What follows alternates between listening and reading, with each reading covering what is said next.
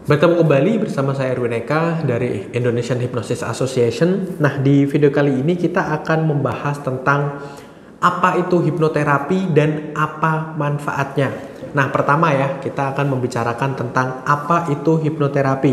Hipnoterapi sendiri terdiri dari dua kata ya. Hipno berasal dari kata hipnosis dan juga terapi. Masing-masing akan saya jelaskan satu persatu. Yang pertama yaitu kondisi hipno atau berasal dari kata hipnosis ya. Hipnosis, hipnos ya, dewa tidur ya dalam mitologi Yunani. Karena semula seseorang yang memasuki kondisi hipnosis itu identik dengan kondisi tidur. Seolah-olah mereka tidur. Anda sendiri misalnya ya melihat tayangan di televisi seseorang yang memasuki kondisi hipnosis atau seseorang yang dihipnotis mirip sekali dengan orang yang tidur. Ya, mereka rileks ya, merebah, kepalanya bersandar. Kemudian mereka memejamkan mata seperti orang yang tidur. Kemudian para ahli hipnotisnya juga mereka selalu mengucapkan kata tidur. Seperti itu. Padahal yang terjadi sebetulnya perlu saya perjelas di sini adalah kondisi hipnosis itu bukan tidur. Kondisi hipnosis adalah kondisi rileks, identik dengan tidur, layaknya seperti seseorang yang tertidur. Tetapi bukan tidur, mereka rileks, mereka merasakan relaksasi yang benar-benar dalam. Itulah kenapa mereka layaknya seperti orang yang tidur di malam hari, tetapi bukan tidur. Ya.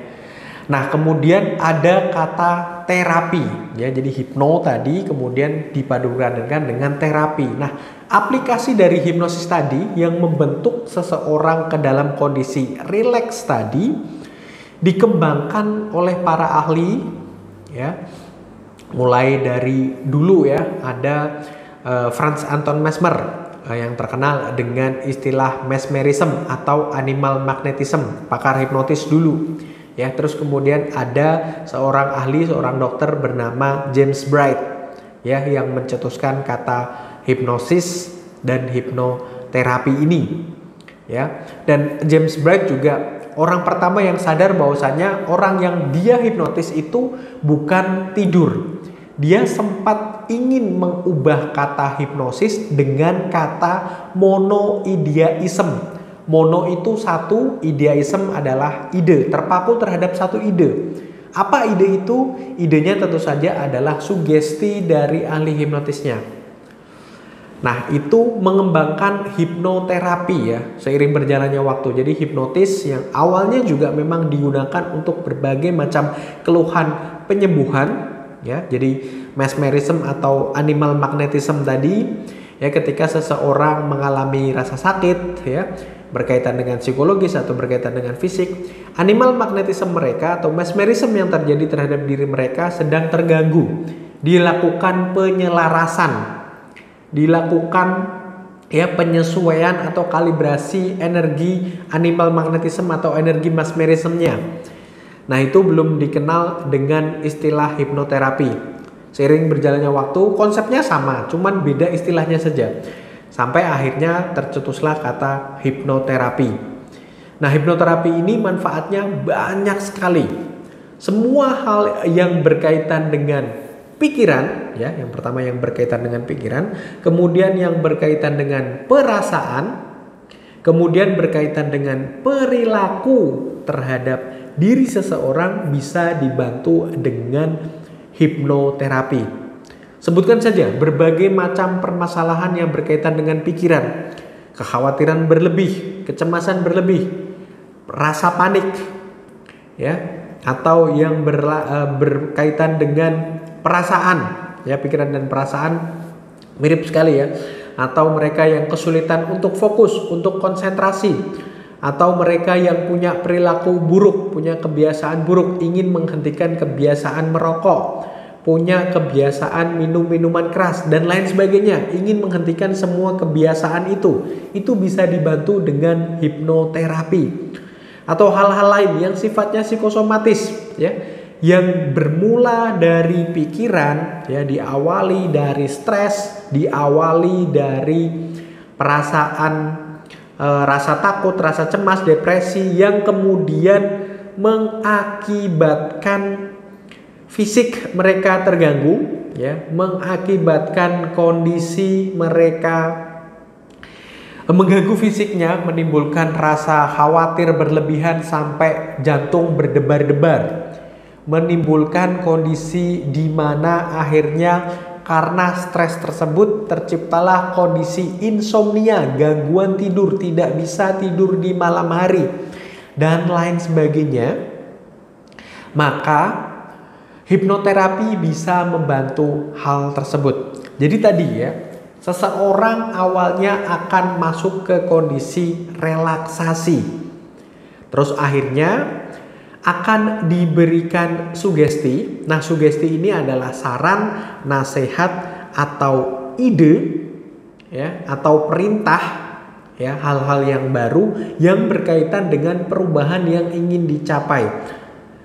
Nah, konsepnya ketika seseorang rileks, maka pikiran bawah sadar mereka sedang terbuka. Seseorang yang stres, seseorang yang mengalami kondisi kecemasan berlebih, mereka tahu bahwasanya yang terjadi terhadap diri mereka tidak beralasan, tetapi mereka tidak serta-merta bisa menghilangkan kondisi tersebut. Karena apa? Apa yang mereka sadari itu hanya di pikiran sadar, ya, hal-hal yang tadi yang sifatnya berkaitan dengan kecemasan, ya, yang mereka tahu ini tidak beralasan, ini berlebihan, ini mengada-ada dan lain sebagainya, itu hanya di pikiran sadar saja.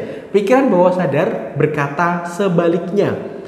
Ini adalah sebuah hal yang benar-benar mengerikan. Ini adalah sebuah hal yang benar-benar menguasai diri saya. Saya tidak punya andil apapun terhadap pikiran ini, terhadap perasaan ini. Dialah yang menguasai saya dan lain sebagainya. Itulah yang ada dalam pikiran bawah sadar.